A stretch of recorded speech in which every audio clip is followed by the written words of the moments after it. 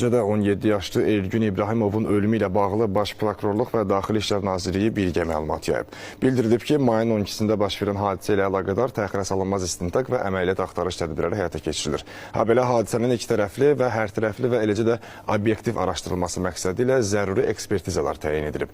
Cinayət işi üzrə hadisə yerinin baxışı və əldə edilən ilkin sübutlar əsasında bütün mümkün versiyalar yoxlanılır. O da qeyd edilib ki, sosial şəbəkələrdə hadisənin təfərrüatlarına dair istintaq orqanı ilə dəqiqləşdirilməmiş, reallığı əks etdirməyən məlumatlar yer alır.